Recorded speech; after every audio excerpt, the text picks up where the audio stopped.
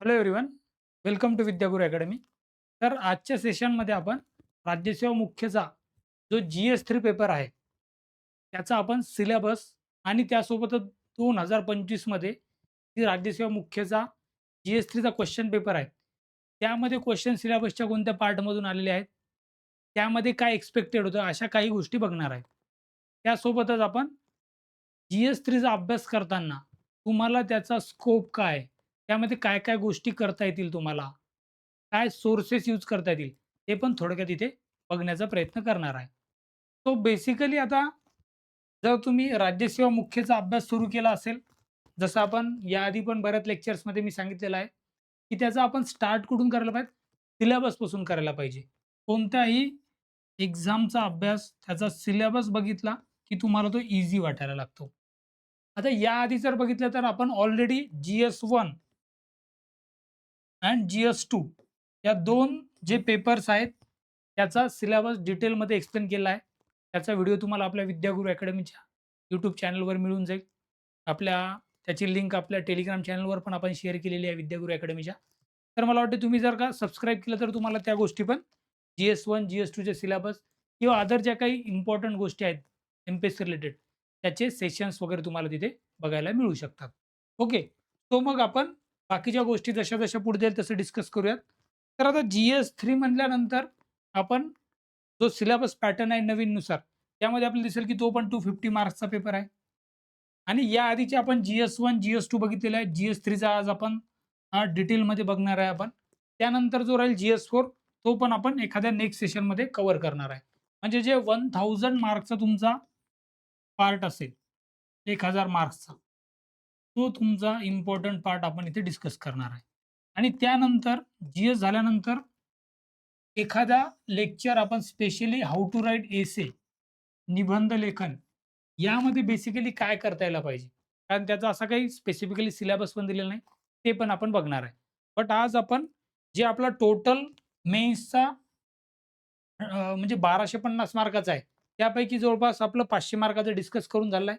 आज 250 मार्काचा आणि नेक्स्ट एखाद्या सेशनमध्ये 250 मार्काचा म्हणजे लवकरात लवकर 4ही GSचा जो सिलेबस आहे, तो तुम्हाला कळाला पाहिजे हा आपला ऑब्जेक्टिव्ह इथे असणार आहे. तो मग आता GS3चा पेपर जर बघितला, तर ऑफिशियल जो एम-पी-एस-सी मेन्सने जो आपल्याला सिलेबस दिलेला आहे, त्यामध्ये टायटल काय दिलेलं आहे? तर टायटलमध्ये तुम्हाला वर काही कीवर्ड दिसतील बघा इथे, की technology, economic development, biodiversity, environment, security and disaster management with some weightage to Maharashtra. म्हणजे जस्ट काही कीवर्ड दिलेले आहेत GS3 मध्ये. त्या टायटल्सचे म्हणजे जे हेडिंग दिलेले आहेत, त्यामध्ये मग प्रत्येक सिलेबसचा पॉइंट असा म्हणजे डिस्क्रिटली असा कुठेतरी म्हणजे व्हॅरिडली डिव्हाईड झालाय. त्यात असा लॉजिकल सिक्वेन्स असा ॲज सच काही मिळत नाही आपल्याला. बट अभ्यास करताना आपल्याला त्याला स्ट्रक्चर्ड वाईज अभ्यास करायला पाहिजे. तर मग यासाठी आपण काय करूयात, की GS3ला जर का तुम्हाला अभ्यास करायचा असेल, तर GS3ला आपल्याला कसं डिव्हाईड करता येईल? फर्स्ट पार्ट मी म्हणेल तुम्हाला, जो तुम्ही प्रिलिम्स आणि त्यामध्ये स्टडी करता इकॉनॉमिक्स किंवा मग त्याला जे मेन्समध्ये इकॉनॉमिक डेव्हलपमेंट असं त्यांनी कीवर्ड वापरलेला इकॉनॉमिक डेव्हलपमेंट. आता इकॉनॉमिक्समध्ये इन जनरल मग सर्वच येणार त्यामध्ये. ग्रोथचा पार्ट असेल, डेव्हलपमेंट असेल, मग त्यामध्ये जी-डी-पी सारख्या गोष्टी असतील, गव्हर्नमेंट बजेटिंग असेल, ज्यामध्ये ज्या सर्व स्कीम्स, पॉलिसीज, वेगवेगळ्या सेक्टरमध्ये काय खर्च आहे, तसे पार्ट्स आपण प्रिलिम्सला पण करतो, पण तो मेन्सलाही पार्ट आहे. तर मग हा मेजर पिलर म्हणूयात आपण GS3चा मेन्सच्या सिलेबसमध्ये तुम्हाला दिसून येईल. त्यानंतर सेकंड कंपोनंट जो दिसेल तुम्हाला, याला आपण म्हणूयात की ॲग्रोनॉमी. म्हणजे ज्याच्यामध्ये आपल्याला agriculture but from point view of economics तो आपल्याला तिकडे स्टडी करायचा आहे. तो मग ॲग्रो इकॉनॉमिक्स म्हणजे ॲग्रोनॉमी. मग त्यामध्ये क्रॉपिंग पॅटर्न असेल, त्याच्यात कसं कॉन्ट्रिब्यूट करते वेगवेगळे क्रॉप्स. मग त्यामध्ये काही आपले ड्राय एरियाजमधले असतील, रेनफेड एरियामधले असतील, काही जे आपण म्हणतो ना, की अ, म्हणजे क्रॉप कल्टिव्हेशन करताना मोठ्या स्केलवर केलेले काही क्रॉप्स असतील. ज्यांच्यामध्ये मग वेगवेगळ्या टाइपचे इश्यूज जे क्रिएट होतात. मग जसा एम-एस-पीचा इश्यू असेल, जो आपल्याला माहीत आहे, की त्याबद्दल बऱ्याचदा एजिटेशन पण होताना दिसतात. फार्मर रस्त्यावर येतात. स्वामीनाथन कमिटी त्यावर काय म्हणलेली आहे आणि मग त्याच्या मागण्या पूर्ण कशा होत नाहीत.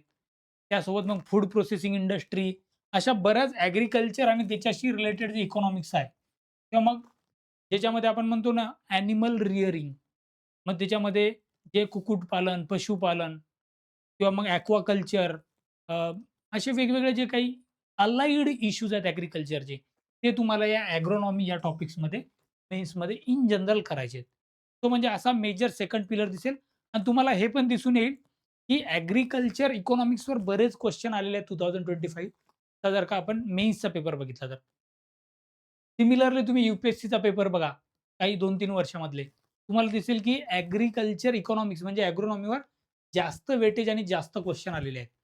तो म्हणजे आपल्याला मेन्सचा अभ्यास करताना एक लक्षात ठेवायचं आहे, की ॲग्रोनॉमीला एक विशेष महत्त्व देऊन अभ्यास करायचा आहे. कळालं? तो मग थर्ड पिलर जर बघितला आपण तर आपण म्हणूयात की त्यामध्ये आहे एन्व्हायर्नमेंट, पर्यावरण.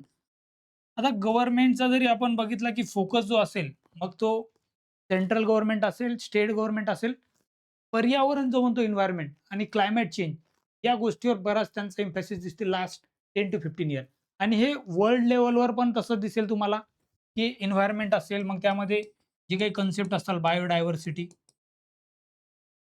किंवा मग त्यालाच अलाइड आपण म्हणू शकतो, की एक डिझास्टर मॅनेजमेंट, वेगवेगळे जे काही फ्लड, सायक्लोन, लँडस्लाईड असे जे काही डिझास्टर्स येत राहतात, त्याचं मॅनेजमेंट कसं करायचं?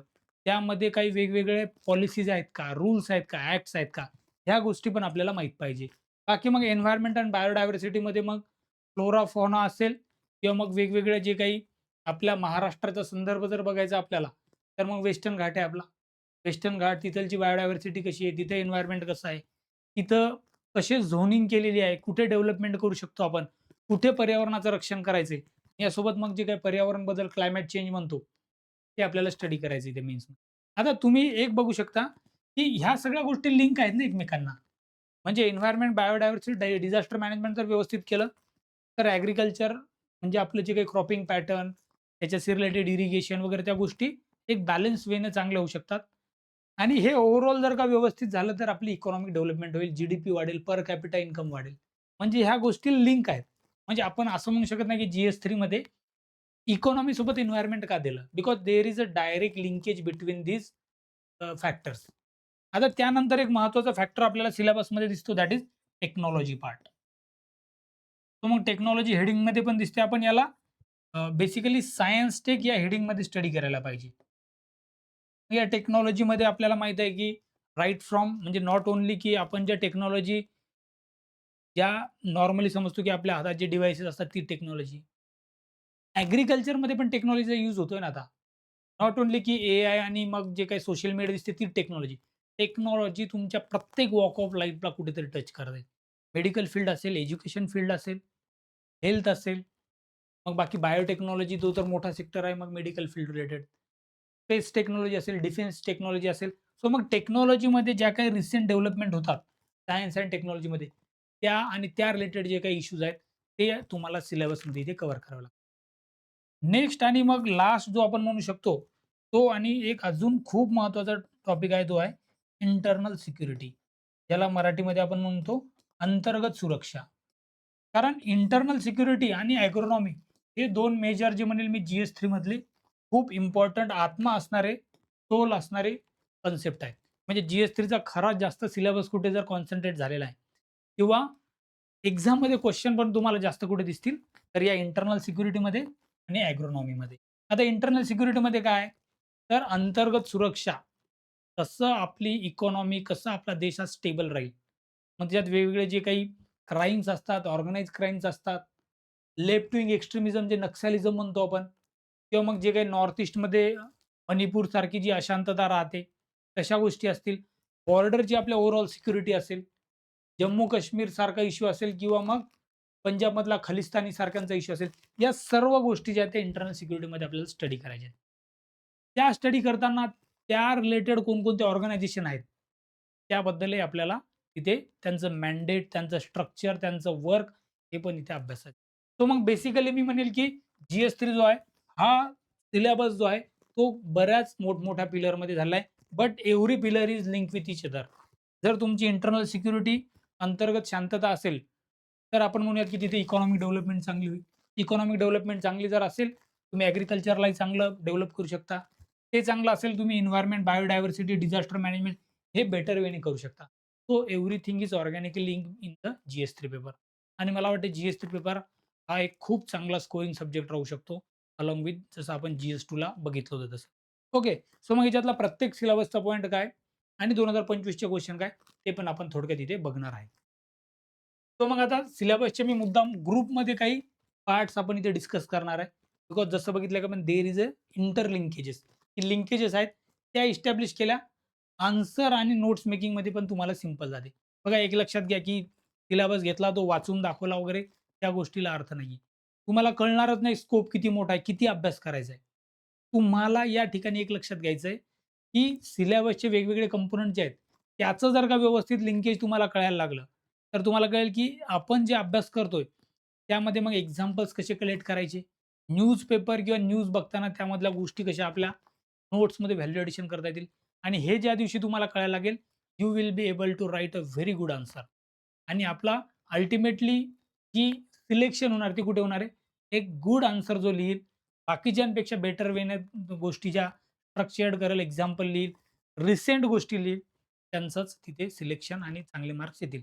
आता यामध्ये आपण एम-पी-एस-सी लिहिताना एक गोष्ट लक्षात घ्यायची, की सिलेबसचे कंपोनंट लिहिताना इथे काय weightage to Maharashtra, some weightage to Maharashtra. तर मग महाराष्ट्राचे कंपोनंट जे आहेत त्या प्रत्येक पॉइंटमध्ये तुम्हाला हे करायचे. इकॉनॉमिक्स करताना जसं आपण म्हणू, की महाराष्ट्राचा जो इकॉनॉमिक सर्व्हे त्याचा कंपोनंट तुमच्याकडे असता पाहिजे डेटा. ॲग्रीकल्चर सेक्टरमध्ये मग महाराष्ट्र कसं एक्सेल करतो, वेगवेगळे रिजन जे महाराष्ट्रामधले असतील, मग आपला वेस्टर्न महाराष्ट्र, कोकण असेल, विदर्भ, मराठवाडा, नॉर्थ महाराष्ट्र या रिजनमध्ये कसं इकॉनॉमी आणि कसं त्याच्यात क्रॉपिंग पॅटर्न आहे. तिथे काही इश्यूज आहेत ते तुम्हाला तिथे महाराष्ट्राचे स्पेसिफिकली माहीत पाहिजे. एन्व्हायर्नमेंट, बायोडायव्हर्सिटी आणि डिझास्टर मॅनेजमेंट. मग फ्लडसारखे इश्यूज असतील. एन्व्हायर्नमेंटमध्ये आपला वेस्टर्न घाट असेल, विदर्भमधलं आपलं जंगल असेल. या सर्व इश्यूजला तुम्हाला महाराष्ट्र पॉइंट ऑफ व्ह्यूने पण स्टडी करायचं आहे. देन टेक्नॉलॉजी, सायन्स टेक मग आपल्या वेगवेगळ्या टेक्नॉलॉजी इन्स्टिट्यूट इंडियात जशा आहेत तशा महाराष्ट्रात पण आहेत. त्यांचा रोल काय? जसं आपण बघितले कोविडची व्हॅक्सिन बनवताना खूप चांगला सिरम इन्स्टिट्यूट जे पुण्यामध्ये आहेत त्यांनी रोल हे केलेला आहे. सेम इंटरनल सिक्युरिटीमध्ये मग लेफ्ट विंग एक्स्ट्रीमिझम असेल, तर मग वेगवेगळे जे काही ऑर्गनाइज्ड ड्रग कार्टेल चालतात, ह्या महाराष्ट्रामधल्या गोष्टी पण आपल्याला व्यवस्थित इथे स्टडी करायच्या आहेत. तो मग महाराष्ट्राचा कंपोनंट, महाराष्ट्रामधले स्पेसिफिक इश्यूज आणि महाराष्ट्र स्पेसिफिक एक्झाम्पल्स. हे मला वाटते, की एक खूप क्रिटिकल कंपोनंट आहे GS3 मेन्सच्या तुमच्या स्टडीमध्ये, तुमच्या नोट्समध्ये. त्या व्यवस्थित जर झाल्या, तुम्हाला आन्सर चांगले लिहिता येतील, मार्क्स पण चांगले येतील. आणि मला वाटते, की एक्झामिनर एम-पी-एससीचा पेपर चेक करतो, तर तो नेहमी बघणार, की याच्यात महाराष्ट्राच्या स्पेसिफिक काही लिहिलेलं आहे. ते तुमचं करणे हे एक ड्युटी आहे. तर मग फर्स्ट पार्ट जर बघितला आपण सिलेबसचा फर्स्ट पॉइंट, इंडियन इकॉनॉमी, त्याच्याशी रिलेटेड इश्यूज काय आहेत आणि इश्यूज कशाशी, प्लॅनिंग कशी होते आपल्या इकडे, मोबिलायझेशन ऑफ रिसोर्सेस, ग्रोथ कशी झालेली आहे इंडियन इकॉनॉमीची, डेव्हलपमेंट कशी झालेली आहे आणि एम्प्लॉयमेंट रिलेटेड. म्हणजे इन जनरल इंडियन इकॉनॉमी तुम्ही प्रिलिम्स पॉइंट ऑफ व्ह्यूने जे स्टडी करता, ते सर्व कंपोनंट तुम्हाला इथे एका सिंगल लाईनमध्ये सांगितलेले आहे. जसं बघा GS2 मध्ये आपण बघितला होता फर्स्ट पार्ट, जर तुम्ही GS2चा व्हिडिओ व्यवस्थित बघितला असेल, की इंडियन कॉन्स्टिट्यूशन आणि रिलेटेड इश्यूज जे आहेत ते फर्स्ट पॉइंटमध्ये सिलेबसच्या घेतलेल्या आहेत GS2 मध्ये. सिमिलरली त्याच लाईनवर आपल्याला दिसेल, की GS3 मध्ये इंडियन इकॉनॉमी त्याच्याशी असोसिएटेड मग प्लॅनिंग. आता प्लॅनिंग किती मोठा एरिया आहे. राइट फ्रॉम आपण म्हणू शकतो, की 1950 जो फर्स्ट 5 इयर प्लॅन आहे तो 51 टू 56. त्यानंतर 2024 मध्ये नीती आयोग येतो. त्या इश्यूज आपल्याला प्लॅनिंगमधले बघायचे आहेत, की मग प्लॅनिंग कमिशन असेल, तिथून पुढे आलेलं नीती आयोग असेल. आणि मग अलोंग विथ दॅट वेगवेगळे जे काही प्लॅन्स आलेले आहेत, वेगवेगळे मॉडेल्स आलेले आहेत. मग हॅरोल्ड डोमर असेल किंवा मग पी-सी महालनोबिस यांनी सांगितलेलं असेल किंवा मग मुखर्जी, सिंग म्हणजे हे वेगवेगळे जे फॉर्म्युले आलेले आहेत, ते पण फॉर्म्युले वगैरे त्या प्लॅनिंगच्या गोष्टी आपल्याला ब्रॉडली माहीत पाहिजे. ओके. सो मग इश्यूज म्हणजे काय, की प्लॅनिंगमध्ये मग कशी आधी प्लॅनिंग होती, त्याच्यात कसे चेंजेस होत गेले. जसं आपण पुढे चालून एक कंपोनंट बघणार आहे समजा 1991 मध्ये जे काही बॅलन्स ऑफ पेमेंट क्रायसिस आलं होतं बघा. आणि तिथून मग जे आपण 1991 मध्ये जे LPGचे रिफॉर्म्स केले होते. लिबरलायझेशन, प्रायव्हेटायझेशन आणि ग्लोबलायझेशन. तर मग that is also with respect to the planning आपण म्हणू शकतो, की हे कंपोनंट खूप महत्त्वाचे आहेत. मोबिलायझेशन ऑफ रिसोर्सेस मग ते प्लॅनिंग कमिशनचे 5 इयर प्लॅन्स असतील किंवा मग नीती आयोगचे वेगवेगळे जे काही अजेंडा, त्यांचे व्हिजन स्टेटमेंट असतील किंवा मग आता आपण म्हणूयात, की जो नवीन आपल्याकडे एक गव्हर्नमेंटचा आपल्याला स्पेसिफिक मोटो दिसतो विकसित भारत आणि विकसित भारत कधीपर्यंत करायचं आपल्याला अचीव्ह? Develop by 2047. तर मग ह्या सर्व गोष्टी ज्या आहेत employment, development, planning, mobilisation of resources याचं मला वाटतं अल्टिमेट गोल आता जर आपण बघितलं आपल्याला पॉइंट ऑफ व्ह्यूने तर विकसित भारत करणे बाय 2047. ओके. सो मग ह्या गोष्टी आपल्याला व्यवस्थित तिथे स्टडी करायचे आहेत. सेकंड आपल्याला सिलेबसचा पॉइंट दिसेल इन्क्लुझिव्ह ग्रोथ आणि त्या करताना काय इश्यूज अराईज होतात ते आणि गव्हर्नमेंट बजेटिंग. आता ओव्हरऑल जर बघितले आपण एखादी इकॉनॉमी जर आपल्याला व्यवस्थित करायची असेल, एक सिम्पली तुम्हाला लक्षात घ्यायचं की हा सिलेबस कसा असणार आहे. बेसिकली कंपोनंट इथे काय आहे? डेव्हलपमेंट. मला वाटते की सेंट्रल कंपोनंट जो आहे तो डेव्हलपमेंट आहे. आणि मग ही डेव्हलपमेंट कशी असली पाहिजे तर इन्क्लुझिव्ह असली पाहिजे. आता इन्क्लुझिव्ह डेव्हलपमेंट किंवा इन्क्लुझिव्ह ग्रोथ आपण यामध्ये काय येतो? सगळ्यात बेसिकली काय आहे, की ऑल सेक्शन ऑफ सोसायटी असली पाहिजे. मग त्यामध्ये यूथ असतील, विमेन असतील किंवा मग आपण म्हणू की वीकर सेक्शन ऑफ सोसायटी आपण म्हणूयात. वीकर सेक्शन जो आहे, त्यासोबतच ओल्ड एज पीपल आहेत, त्यांना पण आपल्याला निग्लेक्ट करता येणार नाही. किंवा मग जे फिजिकली वगैरे चॅलेंजिंग दिव्यांग वगैरे असतील, हे सर्व जे सोसायटीचे सेक्शन आहेत, त्यांना एकत्रित घेऊन जी डेव्हलपमेंट होईल that will be the inclusive development. आणि मग त्यासाठी काय इश्यूज केलेले आहेत आणि मग ही डेव्हलपमेंट झाल्यानंतर त्याच्यात इकॉनॉमिक डेव्हलपमेंट पण येणार. त्याच्यासोबत डेव्हलपमेंटमध्ये मग एन्व्हायर्नमेंट आपल्याला जे आहे ते कसं असलं पाहिजे, सस्टेनेबल असलं पाहिजे. तो मग आपण म्हणू शकतो की डेव्हलपमेंट कशी असली पाहिजे, सस्टेनेबल डेव्हलपमेंट असली पाहिजे. आणि मग जे एस-डी-जी आहेत आपले 17 त्या प्रत्येक सस्टेनेबल डेव्हलपमेंट गोल, मग त्यामध्ये पॉवर्टी एलिमिनेट करणे, हंगर एलिमिनेट करणे, एज्युकेशन चांगलं असलं पाहिजे, हेल्थ फॉर ऑल असलं पाहिजे, एम्प्लॉयमेंट मिळाली पाहिजे, क्लायमेट चेंज चांगलं झालं पाहिजे, सिटीज चांगल्या असल्या पाहिजे आपल्या. म्हणजे नॉट ओन्ली आपण हे कंपोनंट तर लाईफ बिलो द वॉटर ती पण आपण या डेव्हलपमेंटमध्ये सस्टेनेबल डेव्हलपमेंट गोल्समध्ये कन्सिडर करतो. लाईफ ऑन द लँड पण आणि लाईफ बिलो द वॉटर पण. तर मग असे ऑल इन्क्लुसिव्ह आणि इंटरनॅशनल कोऑपरेशन ऑफकोर्स. असे जे एस-डी-जी 17 आहेत, ते डेव्हलपमेंटच्या पॅरामीटरला मला वाटतं की चांगल्या ब्रॉड प्रकारे हे करतात. तर मग तुम्ही आत्तापासून अभ्यास करता तर तुम्हाला एक कळायला पाहिजे, की everything is revolving around the development factor विकास. आणि मग त्याच्यामुळेच आपल्याला हा जो कंपोनंट दिसतो विकसित भारत बाय 2047 हे कुठून अचीव्ह करायचं आपल्याला? Inclusive growth. इन्क्लुझिव्ह ग्रोथ म्हणजे सर्वांना एकत्रित घेऊन जी ग्रोथ होणार आहे. मग त्याच्यात टेक्नॉलॉजी ॲस्पेक्ट पण असेल, ॲग्रीकल्चर ॲस्पेक्ट पण असेल, मॅन्युफॅक्चरिंग पण असेल, सर्व्हिस पण असेल, ऑल सेक्शन ऑफ सोसायटी असेल. तर मग हे कंपोनंट जेव्हा आपण सगळीकडून ग्रो होईल तीच इन्क्लुझिव्ह ग्रोथ असेल. अदरवाईज काय होईल? एकच जर फॅक्टर ग्रो होत असेल तर त्याला अर्थ आहे का? अजिबात अर्थ नाही. देन त्यानंतर आपल्याला गव्हर्नमेंट बजेटिंग. मग गव्हर्नमेंटचं जे बजेट असते दरवर्षी जे फायनान्स मिनिस्टर मांडतात. मग त्यामध्ये जेंडर बजेट आहे का? महिलांसाठी वेगळ्या काही तरतुदी आहेत का? यूथसाठी आहेत का? वीकर सेक्शनसाठी आहेत का? किंवा मग ओव्हरऑल जे वेगवेगळे सेक्टर आहेत मॅन्युफॅक्चरिंग, सर्व्हिस सेक्टर, टेक्नॉलॉजी अशा वेगवेगळ्या एज्युकेशन, हेल्थ यामध्ये कसं अलोकेशन झालेलं आहे रिसोर्सेसचं. स्कीम्स काय आहेत? हा पार्ट असेल गव्हर्नमेंट बजेटिंगचा. आता यामध्ये तुम्हाला दिसेल की 2025 मध्ये एम-पी-एस-सीला जो प्रश्न आलेला आहे, एम-पी-एस-सी मेन्सचा जो पेपर होता त्यामध्ये बघा प्रश्न दिसेल तुम्हाला, की economic planning in India has been constrained by structural and institutional bottlenecks. म्हणजे डायरेक्ट जो प्लॅनिंग जो आपण बघितलेला आहे आणि त्याच्याशी रिलेटेड इश्यू, यामध्ये डायरेक्ट क्वेश्चन विचारलाय त्यांनी, की भारतातील आर्थिक नियोजन संरचनात्मक आणि संस्थात्मक अडथळ्यामुळे मर्यादित राहिलेलं आहे. मग कुठे स्ट्रक्चरल इश्यूज आले तर? ओव्हरऑल इकॉनॉमीचं स्ट्रक्चरमध्ये प्रॉब्लेम होतं. मग right from ideology socialist policies होत्या का? क्लोज इकॉनॉमी होती का? इन्स्पेक्टर राज होता का? किंवा मग इन्स्टिट्यूशन तेव्हा इन्स्टिट्यूशन होत्या का? की ज्या रेग्युलेट करतील इकॉनॉमी.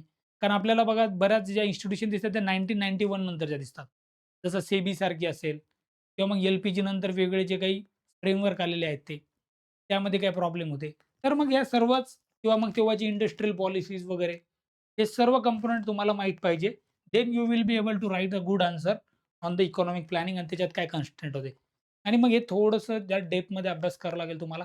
तेव्हा त्या गोष्टी व्यवस्थित स्ट्रक्चर्ड वेने लिहिता येतील तुम्हाला, की फर्स्ट पार्टमध्ये स्ट्रक्चरल लिहिलं, नंतर इन्स्टिट्यूशनल प्रॉब्लेम लिहिले आणि मग एक्झामाइन करायचे म्हणजे याच्यात काय प्रॉब्लेम होते, याच्यात काय आणि त्याच्यात काय सोल्युशन असू शकतात किंवा ज्याला आपण म्हणतो वे फॉरवर्ड. मग हे प्रॉब्लेम तर आहेत, बट त्यामध्ये आपण काही सोल्युशन आहेत का? तर येस डेफिनेटली आहेत. ते लिहिणे आणि अलोंग विथ दॅट न्यू काय त्याच्यात कुठेतरी असतील चांगल्या गोष्टी, चांगल्या बेस्ट प्रॅक्टिसेस, बेस्ट मॉडेल्स ते वे फॉरवर्डमध्ये लिहा. सो अशा प्रकारे मला वाटतं आणि 15 मार्कर क्वेश्चन म्हणजे लिहायला भरपूर स्कोप आहे तुम्हाला. नेक्स्ट आता दिसेल तुम्हाला अजून एक क्वेश्चन 2025 मेन्सला आलेला.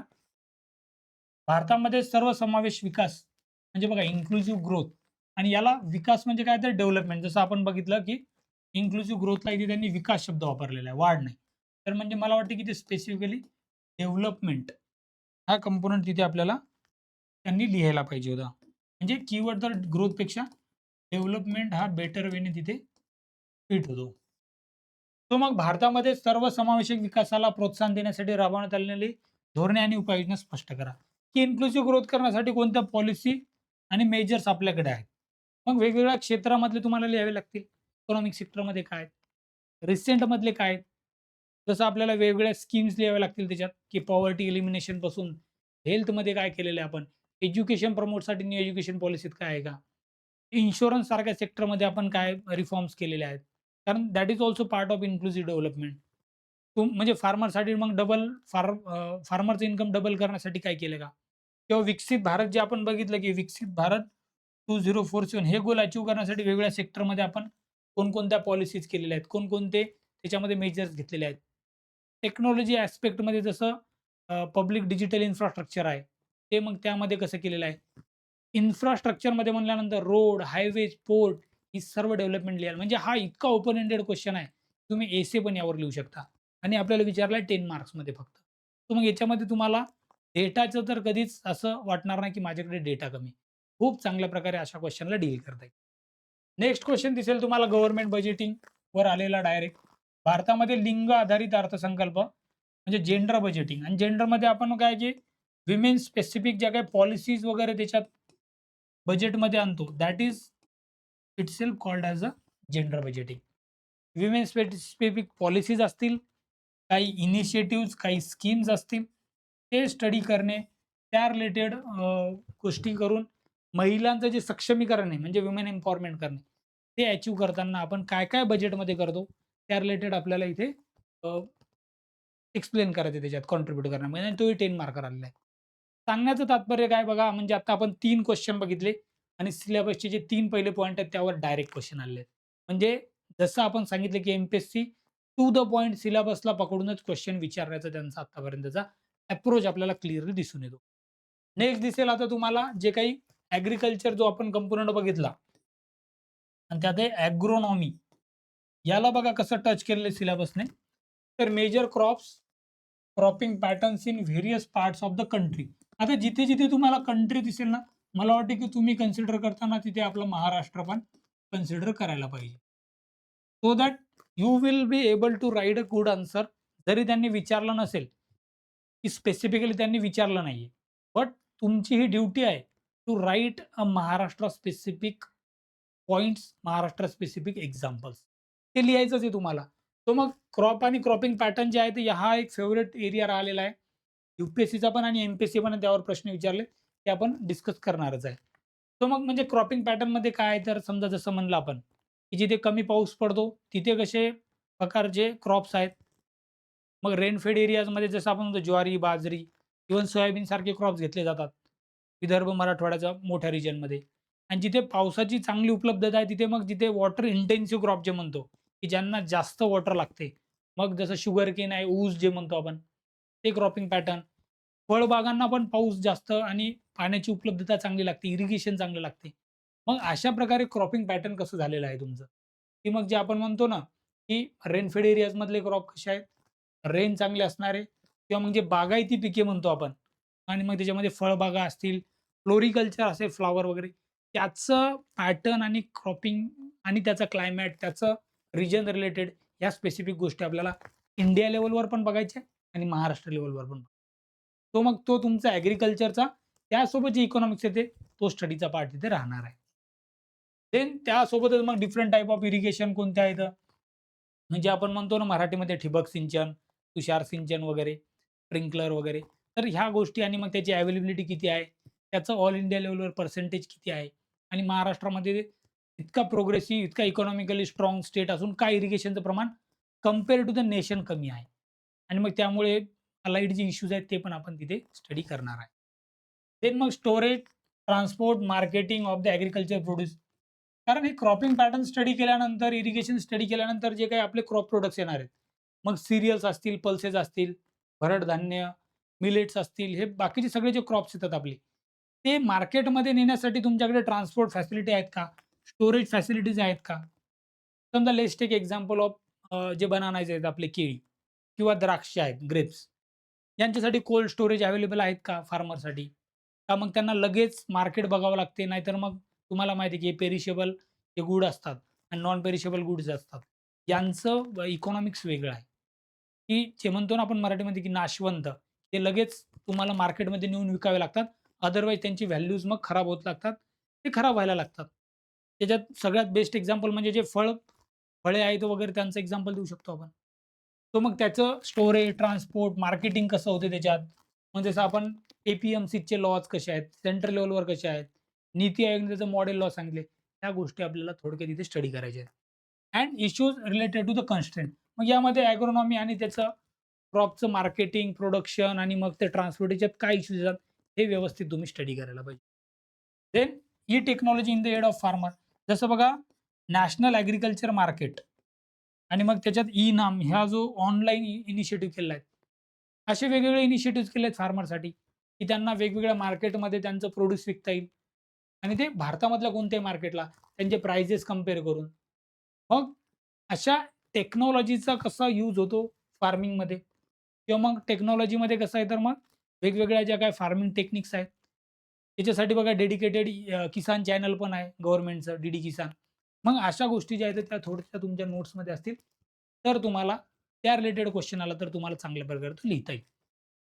तर मग इथे तुम्हाला बघा क्वेश्चन कसे आलेले आहेत क्रॉपिंग पॅटर्नवर. भारतातील पीक घनता म्हणजे इंटेन्सिटी, प्रादेशिक तफावत फरक असण्यामागील कारणांचे परीक्षण करा. तुम्हाला कोणत्या गोष्टीला एक्झामाइन करायचं, की रिजन वाईज जे व्हेरिएशन आहे क्रॉपिंग इंटेन्सिटी. कुठे खूप चांगल्या प्रकारात क्रॉपची इंटेन्सिटी दिसेल, कुठे जस्ट बिकॉज टेक्नॉलॉजी अवेलेबल नाहीये, पाऊस अवेलेबल नाहीये चांगला आणि मग इंटेन्सिटी कमी आहे. ते इश्यू अजून त्याच्या रिलेटेडच्या गोष्टी तुम्हाला तिथे डिस्कस करायच्या आहेत, एक्झामाइन करायच्या आहेत. नेक्स्ट क्वेश्चन आणि हा 5 मार्कर क्वेश्चन होता बघा. 5 मार्क्ससाठी आलेले क्वेश्चन होते म्हणजे एक ब्रीफली तुम्हाला लिहायचं. अशा क्वेश्चनमध्ये तुम्ही एक डायग्राम काढून पण त्या गोष्टी दाखवून थोडं एक्सप्लेन करू शकता. की तुम्ही महाराष्ट्राचा मॅप केला, इंडियाचा मॅप केला आणि मग त्या गोष्टी दाखवल्या किंवा मग महाराष्ट्राचा मॅप असेल आपला आणि तुम्ही जर नाही जमलं तुम्हाला की मॅपिंग वगैरे, तुम्ही इन जनरल चार्ट वाईज पण ते फ्लो चार्ट वाईज पण ते एक्झाम्पल्स देऊन ते एक्सप्लेन करू शकता क्वेश्चनमध्ये. Next how do climatic risk and irrigation availability influence the cropping choices. जसं तुम्हाला म्हणलं की बघा सिंचनची आणि हवामानाची यानुसार कसे क्रॉप्स डायव्हर्स होतात.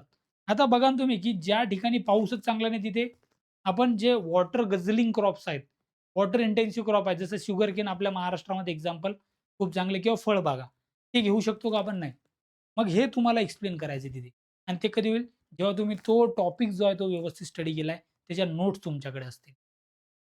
नेक्स्ट दिसेल बघा डिफरंट टाइप्स ऑफ इरिगेशनमध्ये मग to what extent can promotion of millet cultivation help correct the water intensive cropping system.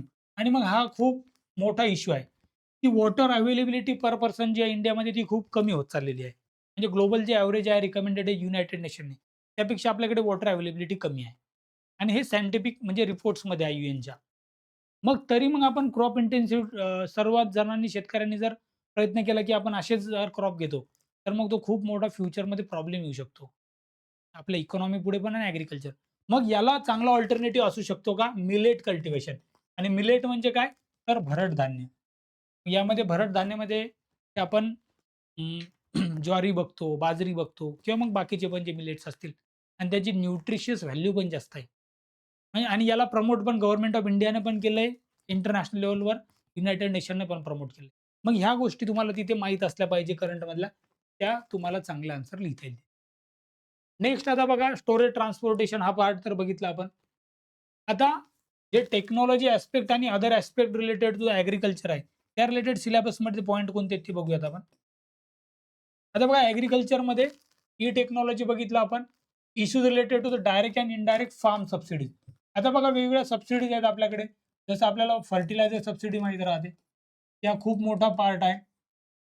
त्यानंतर वेगवेगळ्या ज्या सबसिडीज दिल्या जातात फर्टिलायझर सोबत, मग फ्युएल सबसिडीज पण आहेत, एनर्जी सबसिडीज पण आहेत, की बऱ्याचदा जे इलेक्ट्रिसिटीचे युनिट आहेत, त्यामध्ये वेगळे चार्ज केले जातात. ते नॉर्मल कमर्शियलपेक्षा कमी असतात. डिझेलवर वेगळ्या सबसिडीज वगैरे अवेलेबल होत्या पास्टमध्ये. तो मग त्यासोबत मग एम-एस-पी मिनिमम सपोर्ट प्राईस. ते जवळपास 22+1 23 क्रॉप्सपर्यंतची मिनिमम सपोर्ट प्राईस मिळतो. मग गहू असेल, ज्वारी असेल, वेगवेगळे जे काही अदर क्रॉप्स असतील, कोकोनट सारख्या क्रॉपला पण एम-एस-पी आहे तिथे. मग तो आणि त्याच्या अराउंड ज्या काही वेगवेगळ्या कमिट्याज असतील, काही ते इश्यूज असतील, फार्मरच्या डिमांड असतील, त्या तुम्हाला माहीत पाहिजे तिथे. Then PDS public distribution system, ज्यामध्ये आपण रेशन म्हणत नाही का, की ज्याच्यामध्ये समजा व्हीट असेल, गहू, राईस असेल, इव्हन अदर जे काही आयटम्स असतील त्यामध्ये ते अफोर्डेबल प्राइसेसमध्ये पुअर पीपलला मिळतात. बिलो पॉवर्टी लाईन वगैरे. मग त्याचं कसं आहे, त्याच्यात फंक्शनिंग लिमिटेशन काय? त्याच्यामध्ये रिव्हॅम्पिंग करायची का? यासोबत बघा एक इश्यू येतो WTOचा. WTOमध्ये या सबसिडीज आणि या रिलेटेड जे आहे, ते बऱ्याचदा निगोशिएशन चालतात. मग ते तुम्हाला तिथे अभ्यासावे लागतात. नेक्स्ट मग इश्यूज ऑफ बफर स्टॉक आणि फूड सिक्युरिटी. कारण मग कधी काय होते, की ॲग्रीकल्चरमध्ये सर्वात मोठाचा जो इश्यू येतो तो बऱ्याचदा येतो काय फ्लक्च्युएशन ऑफ मान्सून इंडियामध्ये. की मग कधी-कधी पाऊस चांगला जर नाही झाला किंवा खूप जास्त झाला, पिकांचा नाश होतो. बट पुअर पीपलला जे आहे ते फूड सिक्युरिटी प्रोव्हाईड करणे गव्हर्नमेंटचं कर्तव्य आहे. ते पी-डी-एस थ्रू करतात पण ते. मग ते त्याच्यासाठी बफर एक बनवावा लागतो. मग त्यामध्ये समजा फूड कॉर्पोरेशन ऑफ इंडियाचा रोल काय? आणि मग फूड सिक्युरिटीमध्ये फूड सिक्युरिटी ॲक्ट 2013 चा जो आहे त्याच्यामध्ये मग व्हीट, राईस, अदर जे काही प्रोटीन्स वगैरे मिळणाऱ्या गोष्टी आहेत, त्याच्या प्राइसेस वगैरे कशा सेट केल्या आहेत, त्याचे ऑब्जेक्टिव्ह, त्याचे चॅलेंजेस काय आहेत, ह्या गोष्टी तुम्हाला इथे स्टडी करायच्या. सो आता ई-टेक्नॉलॉजी रिलेटेड एक क्वेशन आलेला आहे बघा 2025 मध्ये, तो पण बघा. असेच the contribution of technology mission toward the agriculture modernisation in India. ॲग्रीकल्चरला मॉडर्न करण्यामध्ये टेक्नॉलॉजीचा रोल काय? आता या रिलेटेड एक सेम सिलेबसमध्ये वेगळा पॉइंट पण आहे. त्या रिलेटेड पण आपण म्हणू शकतो हा क्वेशन आलेला आहे. तो आपण पुढे बघूयातच. जसं आता बघा, हा पहिल्यांदा बघूयात, की फार्म सबसिडीज आणि जो एम-एस-पीचा इश्यू आहे, त्या रिलेटेड बघा डायरेक्ट क्वेशन विचारलेला आहे, बट 10 मार्कर आहे. Discuss the relation between the MSP procurement and buffer stock policy and food inflation in India. की यांचे इंटरलिंकेजेस काय आहेत? MSP, buffer stock, food security. तर ते आपल्याला इथे डिस्कस करायचं. म्हणजे सिलेबसच्या पॉइंटला डायरेक्ट रिलेट करून, की तुम्ही सबसिडी आणि एम-एस-पीचा आहे, बफर स्टॉक वगैरे आहे, तर आम्ही डायरेक्ट त्यावर क्वेशन विचारणार. नेक्स्ट तुम्हाला दिसतील बघा काही टेक्नॉलॉजी मिशन. जसं आता आधी आपण एक क्वेशन बघितला, की टेक्नॉलॉजी मिशन आणि त्या रिलेटेड प्रश्न विचारला होता बघा हा. Contribution of technology mission toward the agriculture modernisation. म्हणजे सिलेबसमधला एक-एक कीवर्ड बघून त्यांनी 2025 मध्ये मेन्समध्ये एम-पी-एस-सीने क्वेशन विचारलेला आपल्याला दिसतो. तर मग या वेगवेगळ्या ज्या टेक्नॉलॉजी मिशन आहेत त्या तुम्हाला स्टडी कराव्या लागतील. Economics of animal rearing. मग जे ॲग्रीकल्चर सोबत ज्या काही अलाइड सेक्टर आहे, त्याच्यामध्ये ॲनिमल रिअरिंग म्हणजे मग पोल्ट्री असेल, डेअरी फार्मिंग असेल बघा, किंवा मग ॲक्वाकल्चर असेल. अशा सगळ्या गोष्टी ज्या आहेत त्या ॲनिमल रिअरिंगमध्ये. मग मीट प्रोडक्शन असेल, मांस जे म्हणतो आपण, पोल्ट्रीमध्ये तो येऊन जाणार तो कंपोनंट. या सर्व गोष्टी आपल्याला तिथे इकॉनॉमिक्स रिलेट करावं लागेल ॲग्रीकल्चर आणि इकॉनॉमिक्स सोबत. देन फूड प्रोसेसिंग इंडस्ट्री आणि त्या रिलेटेड मग काय स्कोप, सिग्निफिकन्स आहे. कारण फूड प्रोसेसिंग इंडस्ट्री हा पण आपल्या जे भारताचा ओव्हरऑल इन्कम आहे, जी-डी-पी म्हणतो आपण, त्याचा मोठा कंपोनंट आहे. जवळपास 9% पर्यंत जी-डी-पी तिथे कॉन्ट्रिब्यूट करतो. तो मग तो पण एक मेजर कंपोनंट. आणि मग फूड प्रोसेसिंगमध्ये मग राइट फ्रॉम की जे आपण डेअरी प्रॉडक्ट्स आहेत, तो पण फूड प्रोसेसिंगचा पार्ट आहे. त्यापासून येणारं तूप असेल, पनीर असेल, बटर असेल, किंवा मग जे आपण जे म्हणतो ना मांस, आणि त्याची आपण एक्सपोर्ट पण करतो बऱ्याचदा. तो प्रॉडक्ट असेल, किंवा मग जे नॉर्मल आपण जे बिस्किट वगैरे म्हणतो, किंवा नॉर्मल जे आपण इटेबल्स दिसतात, ते सगळे फूड प्रोसेसिंगचा पार्ट आहे. तर मग तो पार्ट जो आहे, त्या इंडस्ट्रीज आणि त्यामधून कसं मग फार्मरचं इन्कम, ओव्हरऑल ॲग्रीकल्चरची कंडिशन ही चांगली करता येईल आपल्याला. तो मग याचा स्कोप आणि त्याच्यामध्ये सिग्निफिकन्स काय? त्याचं लोकेशन मॅटर करते का? ह्या गोष्टी आपल्याला स्टडी करायच्या आहेत. Then upstream and downstream requirement, supply chain management आणि लँड रिफॉर्म्स इन इंडिया. आता सप्लाय चेन मॅनेजमेंट म्हणजे काय? की ॲग्रीकल्चर म्हणजे आता बघा एक पीक घ्यायचं आपल्याला.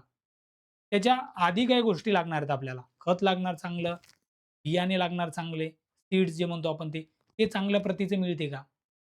त्याच्यासाठी लागणारे इक्विपमेंट अवेलेबल आहेत का फार्मरकडे? ते सर्व झाल्यानंतर पीक चांगलं आलं.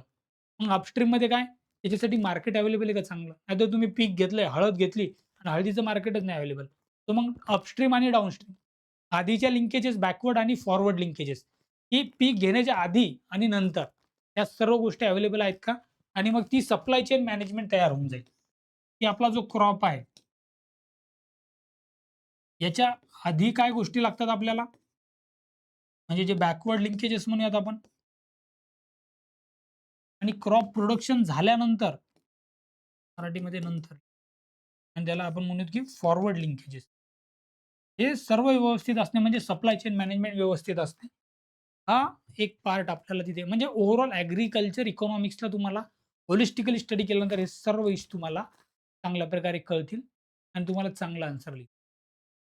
हे करताना आपल्याला लँड रिफॉर्म्सला हे करता येईल, की लँडमध्ये मग लँडचे जे फ्रॅगमेंटेशन झालेलं आहे, की वर्षानुवर्ष काय झालेले आहेत, की एका पिढीतून दुसऱ्या पिढीकडे जे वारसा जातो आणि मग त्याचे तुकडे होतात. ते फ्रॅगमेंटेशन मग याचं कॉन्सोलिडेशन करणे. पास्टमध्ये जे काही लँड रिफॉर्म्समध्ये झालेल्या गोष्टी असतील, मग त्यामध्ये लँड सीलिंग असेल, ओव्हरऑल मग कॉन्सोलिडेशन असेल, वेगवेगळे जे काही वेस्ट बेंगॉलमध्ये बर्गा सिस्टम असेल, आपल्याकडे भूदान मूव्हमेंट असेल, पिनबॉट ह्या सर्व गोष्टी लँड रिफॉर्म्स इन इंडियामध्ये स्टडी करायचे आणि तो ग्रॅज्युअल आणि कंटिन्युअस एक एरिया आहे स्टडी करण्यासाठी.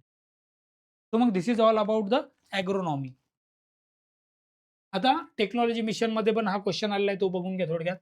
आत्ताच बघितलं आपण की मॉडर्नायझेशनमध्ये टेक्नॉलॉजी मिशनचा काय कॉन्ट्रिब्युशन असेल. नेक्स्ट आता जो पॉइंट दिसेल तुम्हाला फूड प्रोसेसिंग रिलेटेड आलेला क्वेश्चन आहे. How food processing act as a bridge between agriculture and industry with reference to the rural industrialisation आणि एम्प्लॉयमेंट. बघा फूड प्रोसेसिंग जे आहे, एक खूप एम्प्लॉयमेंट जनरेशनसाठी पार्ट दिसतो चांगला आणि ओव्हरऑल त्याच्यात मग जी काही रुरल इंडस्ट्रियलायझेशन आहे, त्याला पण एक होप दिसते आणि मग अशा रिलेटेड क्वेश्चन तिथे आपल्याला 2025 मध्ये आलेले दिसतात. ते लँड रिफॉर्म्सवर क्वेश्चन आले बघा 10 मार्कात, की भूमी सुधारणाची आर्थिक उद्दिष्टे स्पष्ट करा. भारतीय कृषी क्षेत्राच्या परिवर्तनामध्ये ही उद्दिष्ट कितपत साध्य झाली आहेत, त्याचं मूल्यांकन करा. म्हणजे तुम्हाला हिस्ट्री पण माहीत पाहिजे, की लँड रिफॉर्मचे आत्तापर्यंत काय, त्याचे ऑब्जेक्टिव्हज काय होते, इकॉनॉमिक ऑब्जेक्टिव्ह काय होते वगैरे. त्याला तुम्हाला म्हणजे तुम्हाला लँड रिफॉर्म्स हा टॉपिक चांगल्या प्रकारे स्टडी करायचा आहे. त्याची हिस्ट्री, त्याचे उद्दिष्ट काय आहेत, त्याचा इम्पॅक्ट काय झालेला आहे, ह्या गोष्टी तुमच्याकडे रेडी पाहिजे. तो आणि देन मग आता तुम्हाला दिसेल, की हा एक वेगळा आणि मग इंडस्ट्री आणि एल-पी-जी याच्याशी रिलेटेड आहे. म्हणजे इकॉनॉमिक्सचाच एक सेक्शन म्हणूयात आपण आहे. जसं आपण आधीचा बघितला, एक इकॉनॉमिक्स याचा सब्जेक्ट तिथे कोर फिलॉसॉफी इकॉनॉमीची. नंतर ॲग्रीकल्चर, ॲग्रोनॉमी हा कंपोनंट. थर्ड जो आहे तो इकॉनॉमिक्सचाच पार्ट आहे. बट त्यामध्ये डेव्हलपमेंटचा एक वेगळा रोल आपल्याला इथे सिलेबसमध्ये दिसतो. त्यामध्ये काय effects of liberalisation on the economy, changes in the industrial policy and their effect on the industrial growth. म्हणजे इंडस्ट्री हा कंपोनंट तिथे सेंट्रल आपल्याला दिसतो. इंडस्ट्रीमध्ये मग आधीच्या ज्या काही वेगवेगळ्या पॉलिसीज असतील, मग कशी आपली इकॉनॉमी जी आहे ती मिक्स इकॉनॉमीकडे, तिथून मग सोशलिस्ट असेल किंवा मग पुन्हा तो मिक्सकडे त्याचा प्रवास कसा आहे. आता हे काय कंपोनंट आहेत इकॉनॉमीचे, की मिक्स इकॉनॉमी, सोशलिस्ट इकॉनॉमी, की स्टेटचा रोल काय राहिलेला आहे इकॉनॉमीमध्ये, की सर्व कंपन्या, इंडस्ट्री स्टेटकडेच आहेत का?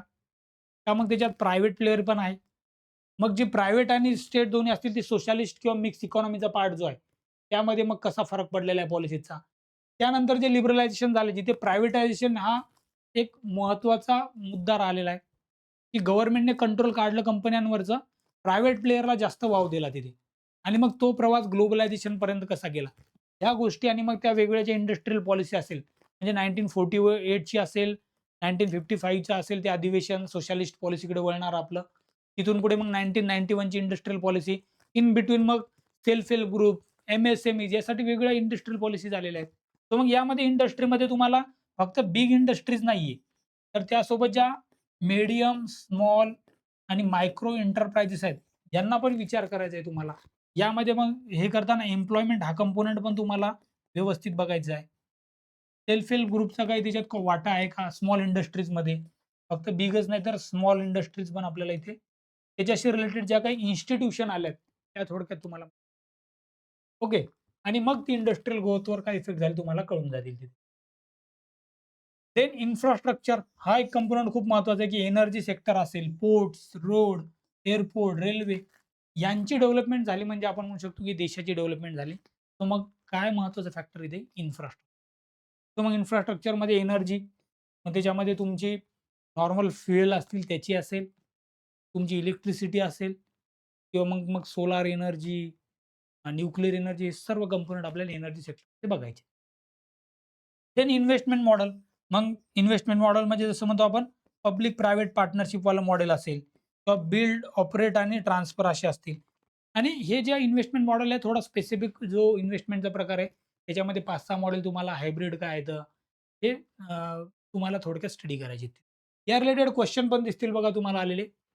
अ, भारताची औद्योगिक धोरणे शासन नियंत्रित आयात प्रतिस्थापन पद्धतीपासून बाजाराभिमुख धोरणाकडे विकसित झाली आहे, त्याची चिकित्सा करायची. म्हणजे इंडियाची जी पॉलिसी होती, पहिले स्टेट लेड इम्पोर्ट सबस्टिट्यूशन म्हणजे हे थोडेसे आपल्याला जे सोशलिस्ट अँगल जो दिसतो, तोही बिफोर जे 1991 चे रिफॉर्म होते, तो दिसेल. तिथून जे मार्केट ओरिएंटेड लिबरलायझेशन म्हणजे ज्या एल-पी-जी पॉलिसीज आल्या, तो आपल्याला एक्झामाइन करायचा क्रिटिकली. तो म्हणजे तो जो आपण लिबरलायझेशनचा क्वेश्चन आहे इफेक्ट, या रिलेटेड डायरेक्ट क्वेश्चन आलेला आपल्याला दिसतो. नेक्स्ट आता क्वेश्चन दिसेल तुम्हाला इन्फ्रास्ट्रक्चर या कंपोनंटमधून आला. यामध्ये वाढवण पोर्ट जे आहे आपल्या पालघर जिल्ह्यामध्ये, त्या रिलेटेड क्वेश्चन आहे आणि तो बऱ्याच डिस्कसमध्ये होता बघा. म्हणजे मला वाटते वाढवणमधलं जे काही आणि ते वन ऑफ द मेजर जे पोर्ट आहे त्याच्यापैकी एक पोर्ट होणार आहे डेव्हलप आहे वाढवणमधलं. ते पोर्ट आहे. आणि मग ते कसं स्टेप असेल maritime capacity, examine the structural challenges faced by Indian port infrastructure. म्हणजे इन जनरल पोर्ट इन्फ्रास्ट्रक्चर. त्यात मग पालघरमधलं आपलं जे वाढवण बंदर आहे, डहाणू तालुक्याच्या तिथे बघा जवळपास ते. तर त्या रिलेटेड आपल्याला हा क्वेश्चन डायरेक्ट विचारलाय.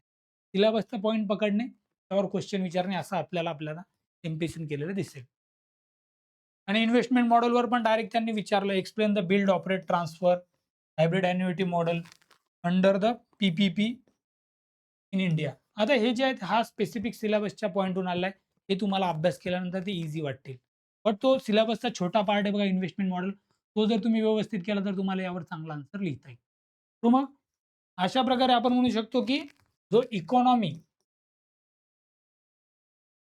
त्या इकॉनॉमीमध्ये मग सोबत ॲग्रोनॉमी त्या रिलेटेड आत्तापर्यंतचे आपण सिलेबस आणि त्याचे क्वेश्चन बघितलेले आहेत. नेक्स्ट पार्टमध्ये आपण बघणार आहे आता जो टेक्नॉलॉजी पार्ट आहे. त्या रिलेटेड सिलेबसमध्ये कोणकोणते सिलेबसचे पॉइंट आहेत आणि त्यात आपल्याला काय स्कोप असायला पाहिजे. आता हा टेक्नॉलॉजी किंवा सायन्सचा पार्ट आहे तो आपल्याला एकत्रित बघायचा आहे. म्हणजे असं नाही की आपल्याला एक लक्षात घ्या पुन्हा, की बऱ्याच जणांना वाटेल की ते आपल्याला जे काही समजा इंजिनिअरिंग लेव्हलवरचं नॉलेज वगैरे पाहिजे. बघा जनरल स्टडीजचा पेपर आहे. तर मग जनरल स्टडीजच्या पेपरमध्ये काय एक्स्पेक्ट असणार आहे तुम्हाला? की एका ग्रॅज्युएट लेव्हलच्या स्टुडंटला टेक्नॉलॉजीबद्दल जेवढी अवेअरनेस पाहिजे आणि तो ऑफकोर्स तो वाचतो त्या टेक्नॉलॉजीबद्दल. असं नाही की त्याला की त्याने ग्रॅज्युएशनला शिकलेलं पाहिजे. ग्रॅज्युएशन लेव्हलच्या एका कॉमन कोणत्याही फील्डमध्ये ग्रॅज्युएशन झालेल्या विद्यार्थ्याला किती नॉलेज असलं पाहिजे. जो रेग्युलर न्यूज पेपर वाचतोय, न्यूज बघतोय, ते एक्स्पेक्टेड आहे इथे. तो म्हणजे म्हणजे आता सिलेबसलाच बघूयात आपण काय दिलेलं आहे. Science technology, development and their application and effects in the everyday life. Normal citizen normal सिटिझनच्या लाईफमध्ये काय चेंज होतात? त्याचा काय इम्पॅक्ट होतो? म्हणजे आता इथे जे वेगवेगळे कंपोनंट दिसतील तुम्हाला, की जे वेगवेगळे अचिव्हमेंट केले आहेत इंडियनने आपण सायन्स टेक्नॉलॉजीमध्ये. त्यातही स्पेसिफिक इंडिजिनायझेशन, की भारतीयकरण जे म्हणतो आपण, की जे फॉरेन टेक्नॉलॉजी नाही तर आपल्या इंडियामधली टेक्नॉलॉजी आहे. त्याचा कसा आपल्याला न्यू टेक्नॉलॉजीचा इम्पॅक्ट होणार आहे सिटिझनला किंवा आपल्याला अवेअरनेस आहे का वेगळ्या फील्डमधली. म्हणजे इन्फॉर्मेशन टेक्नॉलॉजी असेल, आपली स्पेस टेक्नॉलॉजी असेल, कॉम्प्युटर असेल, रोबोटिक्स असेल, नॅनो टेक्नॉलॉजी असेल किंवा बायोटेक्नॉलॉजी असेल. आणि मग त्याच्यातून वेगवेगळे जे काही इश्यूज अराईज होतात इंटेलेक्चुअल प्रॉपर्टी राईटचे, हे कंपोनंट आपल्याला स्टडी करायचे. म्हणजे बेसिकली मी तुम्हाला सांगेल, की टेक्नॉलॉजी या कंपोनंटला तुम्ही कसं बघणार? तर सिम्पली मी तुम्हाला सांगेल जेव्हा सायन्स टेक आहे, याच्यामध्ये न्यू ज्या टेक्नॉलॉजी येतात, त्या ते स्पेसिफिक इंडियामध्ये त्या माहीत पाहिजे आपल्याला. याचा अर्थ फक्त इंडियामधल्याच माहीत पाहिजे असं का नाही. एखादी खूप चांगली टेक्नॉलॉजी आहे, ती जगात जरी असेल तर ती माहीत पाहिजे मला. आता यामध्ये सायन्स टेक्नॉलॉजीमध्ये एआय असेल, इंटरनेट ऑफ थिंग्स असेल, ह्या गोष्टी आता स्पेसिफिकली मेन्शन केलेल्या नाहीत तिथे. बट ते आपल्याला तिथे स्टडी करावं लागतं. त्याचा इम्पॅक्ट आपल्या डे टू डे लाईफवर आता एआयचा इम्पॅक्ट बघा सर्वांवर होतोय आणि गव्हर्नमेंट पण एआय यूज करते. प्रायव्हेट आयटी सेक्टरवाले पण यूज करतायत आणि तुमच्या माझ्यासारखे पण ChatGPT, Gemini एआय किंवा वेगळे जे काही एआय टूल्स आहेत त्याचा यूज करतो आपण. बरोबर? मग त्याचा कसा इम्पॅक्ट होतो, ह्या टेक्नॉलॉजी एक तुम्हाला सिंपल वेमध्ये डिफाईन करता आला पाहिजे. म्हणजे त्याच्यामध्ये तुम्हाला पी करायची नाहीये. बट सिंपल वेमध्ये you should be define it आणि त्याचं तुम्हाला जे काही ॲप्लिकेशन्स आहेत, ते ॲप्लिकेशन तुम्हाला माहीत असले. म्हणजे एक सिंपल एक्झाम्पल देऊयात का तुम्हाला, की आता फॉर एक्झाम्पल गव्हर्नमेंटचा वेगळा डेटा आहे खूप मोठा. तो जर का आपण टेक्नॉलॉजी हे करून वेगवेगळा सॉर्ट करू शकलो डेटा सायन्सच्या मदतीने, एआयच्या मदतीने त्याच्यात सेग्रीगेट करू शकलो, की कोणत्या गोष्टीला आपण प्रायोरिटी द्यायला पाहिजे. म्हणजे बघा किती चांगला यूज झाला, की प्रायोरिटीवाल्या गोष्टी सिटिझनला ज्या आहेत, त्या प्रथम आपण जर का डेटामधल्या पॉइंट आउट करू शकलो गव्हर्नमेंटच्या, तर गव्हर्नमेंटलाही कळेल, की त्यांचे रिसोर्सेस प्रायोरिटीने कुठे लावायचे. सो आणि एनिवे गव्हर्नमेंट तसा यूज करतेच त्या डेटाचा. तर बेसिकली जे काही त्या सायन्स एंड टेक्नॉलॉजीचा जो आहे, तो ॲप्लिकेशन पार्ट आहे, की ॲक्चुअल ॲप्लिकेशन काय होईल? मग ते एज्युकेशन फील्डमध्ये असू शकते, हेल्थमध्ये पण असू शकते, ॲग्रीकल्चरमध्ये पण असू शकते, इंडस्ट्री सेक्टरमध्ये पण असू शकते, सर्व्हिस सेक्टरमध्ये पण असू शकते. आणि मग त्याच्यात इंडियामध्ये जे काही गोष्टी होणार आहेत डेव्हलप त्या आपल्याला करायच्या आहेत. आता यामध्ये जो पॉइंट दिला समजा तिसरा अवेअरनेस वेगवेगळ्या फील्डमधली. स्पेस टेक्नॉलॉजीमध्ये मग आपल्या इकडे समजा इस्रोने काय केलेलं आहे? डिफेन्स टेक्नॉलॉजी असेल तर DRDOने काय केलेलं आहे? या इन्स्टिट्यूट जे आहेत त्यांचे वेगवेगळे जसं मंगलयान मिशन असेल किंवा मग वेगवेगळे जे काही आपण स्पेस मिशन करतो. वेगवेगळे आपले जे रॉकेट्स आपण लॉन्च करतो. मग यांची टेक्नॉलॉजी काय बेसिकली ती माहीत पाहिजे आपल्याला. आणि त्यांचा नक्की इम्पॅक्ट काय होणार आहे? काय फायदा आहे ओव्हरऑल इंडियासाठी? टेक्नॉलॉजी पार्टमध्ये आपल्याला ते माहीत पाहिजे. ओके. तर मग यामध्ये क्वेशन थोडक्यात बघूयात आपण, की रिसेंट डेव्हलपमेंट ज्या झाल्या सायन्स आणि टेक्नॉलॉजीमध्ये त्याचा इन्फ्लुअन्स सोशल, इकॉनॉमिक आणि ॲडमिनिस्ट्रेटिव्ह रिॲलिटीज ऑफ महाराष्ट्रामध्ये कसा झालेला आहे, तो एक्सप्लेन करायचा आणि त्याचा डेव्हलपमेंट कसा एव्हरीडे लाईफमध्ये होतोय, त्याचे एक्झाम्पल्स आपल्याला द्यायचे. मग आता ॲग्रीकल्चरमध्ये कोणती टेक्नॉलॉजी आली असेल, ॲग्रीकल्चरमध्ये काही फायदा झालाय का? वेस्ट मॅनेजमेंटमध्ये झालाय काय? मेट्रोसारख्या टेक्नॉलॉजी आल्या तर आपली लाईफ सहज झालेली आहे का? इन्फ्रास्ट्रक्चर जे चांगलं झालेलं आहे. म्हणजे कोणतीही टेक्नॉलॉजी वॉक ऑफ लाईफमधली असते. एज्युकेशनमधल्या काही टेक्नॉलॉजी असतील. मग ते पुणे, मुंबई, नागपूर, अमरावती, लातूर, औरंगाबाद कुठेही असू शकते, कोल्हापूर आपल्याला माहीत नाही. तसे एक्झाम्पल तुम्हाला रिसेंटमधले तिथे लिहायचे. नेक्स्ट आता बघा अचिव्हमेंटमध्ये in the context of India's achievement in science technology. Direct बघा क्वेश्चनचा सिलेबसचा पॉइंट त्यांनी उचलून त्यावर क्वेश्चन फ्रेम केले. Explain the contribution in research institution, public initiative technology driven effort in Maharashtra. म्हणजे महाराष्ट्रामधले त्यांनी स्पेसिफिक टेक्नॉलॉजीबद्दल आपल्याला ते. मग ते मेडिकल फील्डमध्ये असतील, पुण्यामधल्या, मुंबईमधल्या, नागपूर म्हणजे वेगवेगळ्या ज्या सिटीजमधले ज्या इन्स्टिट्यूट आहेत, त्या तुम्हाला थोडक्यात माहीत पाहिजे. की मेडिकल फील्डमध्ये काम करणाऱ्या, आय-टी सेक्टरमध्ये काम करणाऱ्या, ॲग्रीकल्चर, अदर जे काही सेक्टर असतील आपले सर्व्हिस, मॅन्युफॅक्चरिंग, स्मॉल इंडस्ट्रीज. त्याचा मग काय इम्पॅक्ट आहे न्यू टेक्नॉलॉजीचा तो आपल्याला डायरेक्ट बघा हे कीवर्ड दिसतील तुम्हाला न्यू टेक्नॉलॉजी. सिलेबसच्या पॉइंटला धरूनच क्वेश्चन. देन आता अवेअरनेसच्या बाबतीत दिसेल तुम्हाला explain the importance of societal awareness म्हणजे जो क्वेश्चन आहे आपल्याला awareness regarding the advance field such as the IT. आय-टीबद्दल तुम्हाला काय माहिती आहे? रोबोटिक्समध्ये काय माहिती आहे? बायोटेकबद्दल काय माहिती आहे? नॅनोटेकमध्ये in this context of research, innovation and entrepreneur in Maharashtra. Discuss the major issue related to the IPR, intellectual property right. म्हणजे जे आपले ट्रेडमार्क असतील, लोगो असतील, डिझाइन असतील, त्याबद्दल काही इम्पॅक्ट होतो का या सेक्टरला? जिओग्राफिकल इंडिकेटर्स असतील, नॅनो टेक्नॉलॉजीचा पार्ट, कॉपीराइट्सचा इश्यू असेल. हे सर्व इश्यू जे आहेत तुम्ही जे स्टडी करणार आहे त्यामध्ये आय-पी-आर वगैरे या रिलेटेड डायरेक्ट क्वेशन तिथे विचारलेला आहे. आणि सिलेबसच्या पॉइंटलाच बघा तुम्ही क्वेश्चनमध्ये फ्रेमिंग म्हणजे सांगण्याचा प्रयत्न काय केला एम-पी-एस-सीने, की तुम्ही सिलेबसचा प्रत्येक पॉइंट चांगला अभ्यास करा. त्यात तुमच्या स्वतःच्या नोट्स असल्या पाहिजे. सुटेबल एक्झाम्पल्स विचारलेत बघा तिथे बऱ्याचदा. आता या क्वेश्चनमध्ये बघा suitable new technology, suitable example द्या. मग यामध्ये जे काही रिसेंटमध्ये एक्झाम्पल्स वगैरे येतात, ते व्यवस्थित तुमच्याकडे कलेक्ट पाहिजे. तेव्हा तुम्हाला चांगला आन्सर लिहिता येईल सायन्स टेक्नॉलॉजी या पार्ट. देन आता नेक्स्ट पॉइंट येतो बघा एन्व्हायर्नमेंट आणि त्यासोबत मग आपण म्हणू शकतो डिझास्टर मॅनेजमेंट. त्याला शॉर्टकटमध्ये मी डी लिहितो. हे आपण आपत्ती व्यवस्थापन म्हणतो मराठीमध्ये. डिझास्टर मॅनेजमेंट त्याला डी म्हणतो.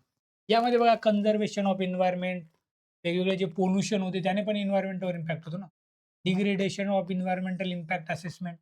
मग ते डिग्रेडेशन झालं त्याचा इम्पॅक्टचं असेसमेंट करणे. डिझास्टर आणि डिझास्टर मॅनेजमेंट मग त्याच्यात जे काही वेगवेगळे फ्रेमवर्क आहेत. डिझास्टर रेझिलियन्स वगैरे. ते डिझास्टर कमी करण्यासाठी त्याला टॅकल करण्यासाठी काय फ्रेमवर्क आहेत, ते आपल्याला इथे स्टडी करायचे त्याच्यात. तर मग हा एक इम्पोर्टंट पार्ट आहे. त्या रिलेटेड बघा क्वेश्चन आले आहेत. मग स्पेसिफिक आले आहेत पोल्युटर पे प्रिन्सिपल. जो पोल्युशन करेल त्याने त्याचं जे काही आहे लॉस केला तो पे केला पाहिजे. With environment policy and support goal of the sustainable development. तरच सस्टेनेबल डेव्हलपमेंट होऊ शकते. अशा टाइपचा क्वेश्चन होता तिथे.